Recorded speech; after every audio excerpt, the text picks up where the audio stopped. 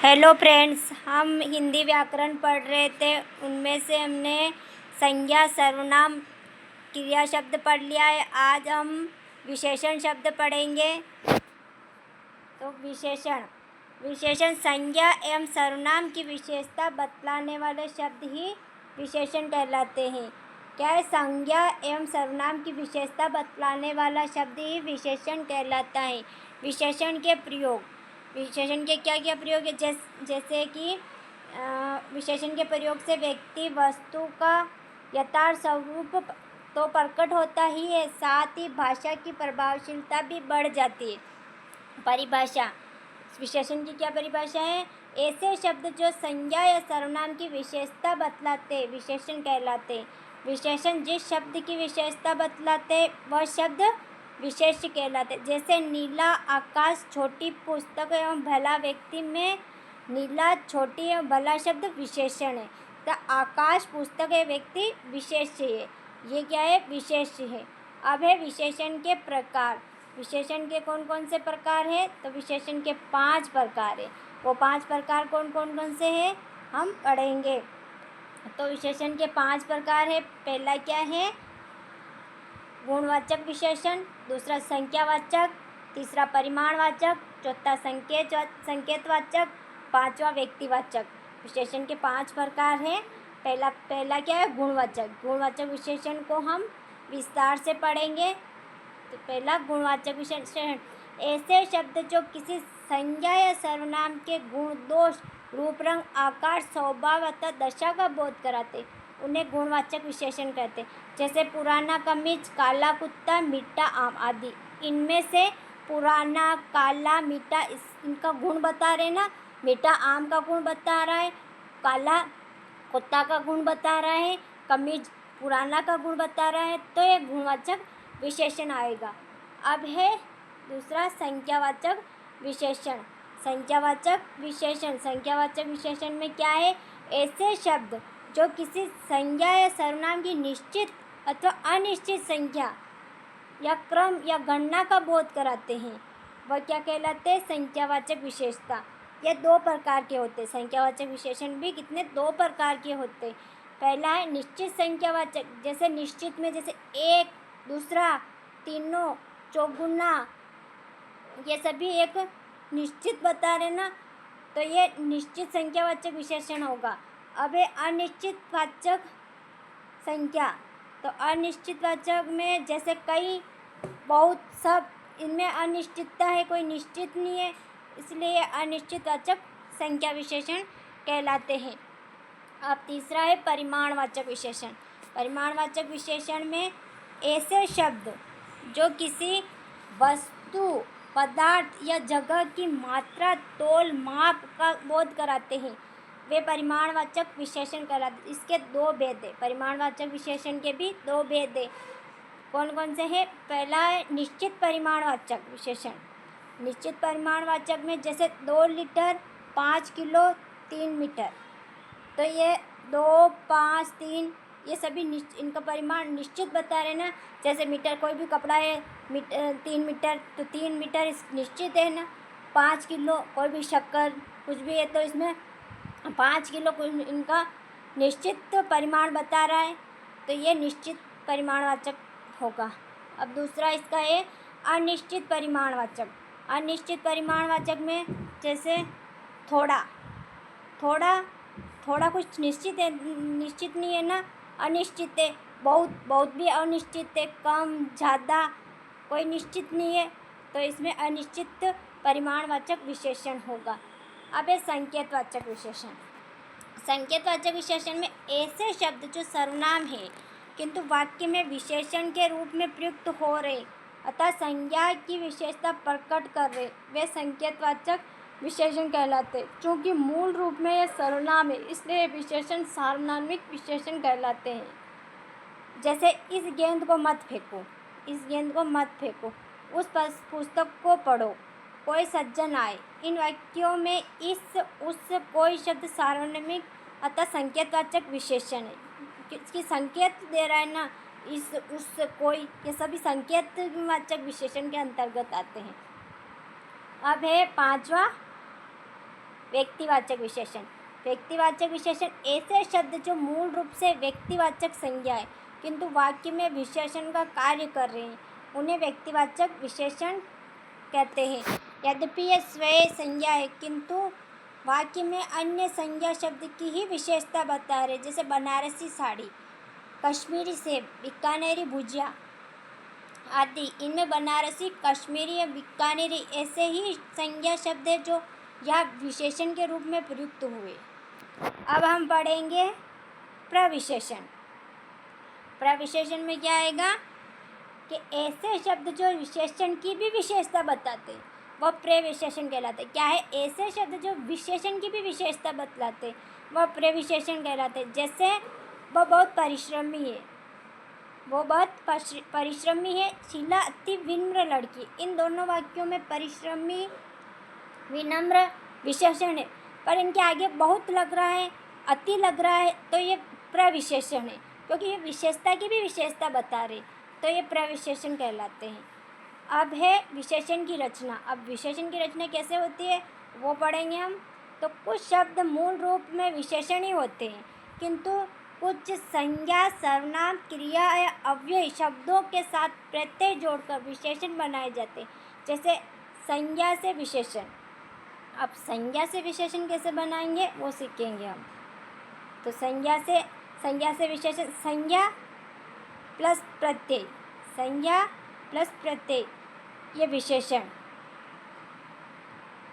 अब है आगे, जैसे संज्ञा से विशेषण, जैसे रंग संज्ञा है प्लस इन प्रत्यय है, तो इनसे क्या बनेगा विशेषण? रंगीन। क्या बनेगा? रंगीन। राष्ट्र संज्ञा शब्द है। राष्ट्र क्या है? राष्ट्र संज्ञा शब्द है, ई प्रत्यय है। राष्ट्र संज्ञा शब्द और ई प्रत्यय दोनों के मिलने से राष्ट्रीय, ये एक विशेषण बन गया ना। अब है स्वर्ण संज्ञा है, इसमें इम प्रत्यय है तो स्वर्णिम एक विशेषण बन गया। बनारस एक संज्ञा शब्द है, इसमें ई प्रत्यय जोड़ेंगे तो बनारसी बन जाएगा, बनारसी विशेषण बनेगा। जयपुर संज्ञा शब्द है जिसमें ई या प्रत्यय लगने से जयपुरिया। अब हम पढ़ेंगे सर्वनाम से विशेषण बनाना। सर्वनाम से विशेषण, जैसे मैं सर्वनाम है, एरा प्रत्यय जोड़ने से मेरा, ये विशेषण बन गया ना। तुम सर्वनाम, हारा प्रत्यय जोड़ने से तुम्हारा, ये विशेषण बन गया।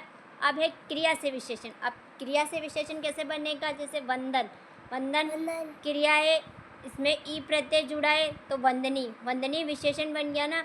अब है लूट क्रिया है, इसमें एरा प्रत्यय जोड़ेंगे तो लुटेरा इसका विशेषण बनेगा। अब है जगड़ क्रिया है, जिसमें आलू प्रत्यय जोड़ेंगे तो क्या बनने का विशेषण? झगड़ालू। अब हम अव्यय से विशेषण बनाएंगे। अव्यय से विशेषण कैसे बनेगा? जैसे बाहर अव्यय है, जिसमें ई प्रत्यय जुड़ेगा तो बाहरी विशेषण बनेगा। अब है पीछे अव्यय है, पीछे अव्यय में ला प्रत्यय जोड़ा तो ला प्रत्यय जुड़ने से पिछला बना, तो ये पिछला विशेषण बन गया। अब है हम पढ़ेंगे सेकंड पार्ट, इसमें अविकारी शब्द पढ़ेंगे। जैसे कि ऐसे शब्द जिनके स्वरूप में लिंग, वचन, काल, पुरुष एवं कारक आदि के प्रभाव से कोई भी विकार, कहने का मतलब कोई भी विकार नहीं होता है, अतः कोई परिवर्तन नहीं होता, जैसा का तैसे ही रहता है, वह क्या कहलाता है? अविकारी शब्द कहलाता है। क्या है इसकी परिभाषा? हम वापस से पढ़ेंगे कि ऐसे शब्द जिनके स्वरूप में लिंग, वचन, काल, पुरुष एवं आदि कारक प्रभाव से कोई विकार नहीं होता है, अतः कोई परिवर्तन नहीं होता है, उन्हें हम अविकारी शब्द कहलाते हैं। अविकारी को ही अव्यय भी कहते हैं, अविकारी को हम अव्यय भी कह सकते हैं। अविकारी को हो या अव्यय को, एक ही बात है। अव्यय का शाब्दिक अर्थ है नई प्लस व्यय खर्च या परिवर्तन। अतः किसी भी परिस्थिति में जिन शब्दों में विकार नहीं होता है, मतलब कोई सी भी परिस्थिति आ जाए उनमें कोई भी विकार नहीं होता है, परिवर्तन बिल्कुल भी नहीं होता है, वह अविकारी या अव्यय शब्द कहलाते हैं। जैसे या एक निश्चित, मतलब कोई इसमें यहाँ में हम कोई परिवर्तन नहीं कर सकते, वहाँ भी एक अव्यय शब्द है। धीरे अव्यय शब्द है, तेज, कप और आदि ये सभी शब्द अव्यय शब्द कहलाते हैं। अब अव्यय के भेद पढ़ेंगे। अव्यय के भेद अविकारी कह सकते हैं इनको। इनके भेद कौन कौन से हैं? तो अव्यय शब्द में क्रिया विशेषण। पहला क्या आएगा? क्रिया विशेषण, समुच्चय बोधक विशेषण, दूसरा संबंध बोधक विशेषण, अब विस्मयादि बोधक विशेषण। अब इनके भी कुछ अलग अलग भाग हैं, जैसे कि क्रिया विशेषण इनके भी अलग अलग पार्ट है, जैसे कालवाचक क्रिया विशेषण, स्थानवाचक क्रिया विशेषण, रीतिवाचक क्रिया विशेषण, परिमाणवाचक क्रिया विशेषण। क्या है? इसके भी भाग है वापिस। कालवाचक क्रिया विशेषण, स्थानवाचक क्रिया विशेषण, रीतिवाचक क्रिया विशेषण, परिमाणवाचक विशेषण। अब है समुच्चय बोधक विशेषण। अब क्या है? समुच्चय बोधक क्रिया विशेषण। समुच्चय बोधक क्रिया विशेषण के भी वापिस 2 पार्ट है, सामान्यधिकरण समुच्चय बोधक, वेदीकरण समुच्चय बोधक। क्या है? सामान्यधिकरण समुच्चय बोधक, वेदीकरण समुच्चय बोधक। अब है संबंधवाचक। तीसरा क्या है? संबंधवाचक। और चौथा विस्मयादि बोधक। तो हम एक एक को विस्तार से पढ़ेंगे, समझते हुए हाईलाइट करते जाएंगे और अपनी नोटबुक में भी उतारते जाएंगे। तो अब है क्रिया विशेषण। फर्स्ट क्या है? क्रिया विशेषण ऐसे अव्यय शब्द जो क्रिया की विशेषता बतलाते हैं। क्या है? ऐसे शब्द जो क्रिया की विशेषता बतलाते हैं उन्हें क्रिया विशेषण कहलाते हैं। इस भेद यहाँ, वहाँ, जल्दी, बहुत आदि। क्रिया विशेषण के मुख्यतः 4 भेद हैं। क्रिया विशेषण के कितने भेद हैं? 4 भेद हैं। वो कौन कौन से हैं? पहला है कालवाचक क्रिया विशेषण। ऐसे अव्यय शब्द जो क्रिया विशेषण के होने का समय व्यक्त करते हैं, कहने का मतलब समय व्यक्त करते हैं, उन्हें कालवाचक क्रिया विशेषण कहते हैं। जैसे आज मेरी परीक्षा, समय बोध करा रहे ना, तो तुम दिल्ली कब जाओगे, कब, ये भी समय बता रहा है ना। इन वाक्यों में आज और कब कालवाचक क्रिया विशेषण कहलाते हैं। अतः अन्य उदाहरण कल, जब, प्रतिदिन, प्राय, अभी अभी, लगातार, अब, तब, पहले, बाद में, तुरंत, प्रातः आदि ये सभी समय का बोध करा रहे, तो यह कालवाचक क्रिया विशेषण होंगे। दूसरा है स्थानवाचक में क्या आएंगे? ऐसे अव्यय शब्द जिनसे क्रिया के घटित होने के स्थान का बोध कराते हैं। क्या है? स्थान का बोध कराते हैं, तो उन्हें स्थानवाचक क्रिया विशेषण कहते हैं। जैसे यहाँ, वहाँ, वहीं, कहीं, ऊपर, नीचे, बाएं, पास, दूर, अंदर, बाहर, सामने, निकट आदि ये स्थान का बोध करा रहे हैं ना, तो ये स्थानवाचक क्रिया विशेषण के उदाहरण है। जैसे उदाहरण हम देंगे, खेल का मैदान विद्यालय के पास स्थित है, रमेश यहाँ रहता है, तो यहाँ ये भी एक स्थान का बोध करा रहा है। अब है रीतिवाचक क्रिया विशेषण में ऐसे अव्यय शब्द जो क्रिया की विधि या रीति को व्यक्त करते हैं उन्हें रीतिवाचक क्रिया विशेषण कहलाते हैं। अब है रीतिवाचक, इनसे क्रिया के निश्चित, अनिश्चित, स्वीकार, कारण, निषेध आदि के अर्थ प्रकट होते हैं। जैसे तुम बहुत धीरे धीरे चलते हो, जरा तेज कदम चलाओ, झटपट पहुंचना है। इससे धीरे धीरे, झटपट, तेज रीतिवाचक विशेषण कहना मतलब धीरे धीरे, झटपट, तेज, ये एक रीति का बोध करा रहे, तो ये रीतिवाचक क्रिया विशेषण कहलाएंगे। अब है परिमाणवाचक क्रिया विशेषण। क्या है? परिमाणवाचक क्रिया विशेषण ऐसे अव्यय शब्द जो क्रिया की अधिकता, न्यूनता आदि परिमाण का बोध कराते हैं, उन्हें परिमाणवाचक क्रिया विशेषण कहलाते हैं। जैसे थोड़ा, ये परिमाण है, जितना, उतना, अधिक, कम, कुछ, ये सभी परिमाण बता रहे ना एक, तो ये परिमाणवाचक क्रिया विशेषण कहलाएंगे। वह उतना ही भार उठा पाएगा जितना चाहो ले लो, नदी में पानी अधिक बह रहा है। इन वाक्यों में उतना, जितना एवं अधिक शब्द एक परिमाणवाचक क्रिया विशेषण के ही है। अब है आगे इसमें समुच्चय बोधक। क्या है? दूसरा समुच्चय बोधक भेद पढ़ेंगे हम अव्यय शब्द का।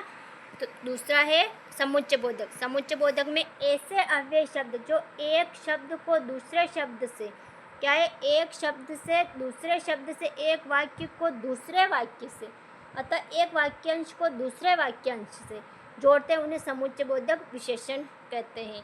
क्या है, एक शब्द को दूसरे शब्द से, एक वाक्य को दूसरे वाक्य से, एक वाक्यांश को दूसरे वाक्यांश से, उन्हें समुच्चय बोधक विशेषण कहते हैं। कहना मतलब इन्हें जोड़ते हैं। समुच्चय बोधक विशेषण दो वाक्यों को जोड़ने का कार्य तो करते ही है, साथ ही विकल्प बताने, परिमाण, अर्थ या कारण बताने एवं विभेद बताने का कार्य भी करते हैं।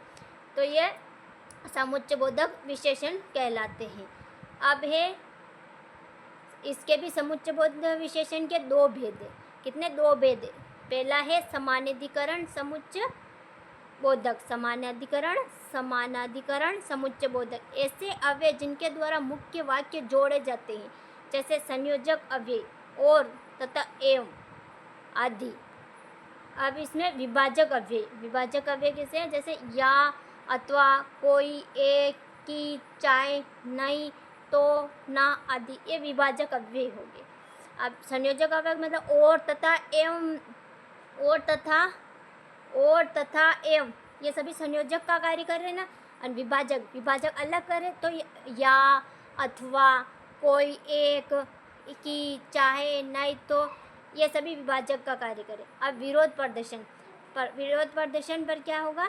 विरोध प्रदर्शन में परंतु, पर, किंतु, लेकिन, मगर, बल्कि, वरन, ये सभी विरोध का बोध कराते हैं। तो ये विरोध प्रदर्शन समानाधिकरण समुच्चय बोधक के उदाहरण है। अब परिणाम दर्शक अतः, अतएव, सो, फलतः, ये परिमाण दर्शक है। अब इसका क्या है? समुच्चय बोधक का दूसरा भेद व्यधिकरण समुच्चय बोधक। तो ऐसे अव्यय जो एक मुख्य वाक्य में एक या एक से अधिक आश्रित वाक्य जोड़ते हैं। एक मुख्य वाक्य क्या है इसका? वापिस पढ़ते हैं। व्यधिकरण समुच्चय बोधक ऐसे अव्यय जो एक मुख्य वाक्य में एक या एक से अधिक आश्रित वाक्य जोड़ते हैं, व्यधिकरण समुच्चय बोधक कहलाते हैं। जैसे कारणवाचक में क्योंकि, इसलिए, के कारण, चूंकि आदि। अब उद्देश्यवाचक जो कि, ताकि आदि।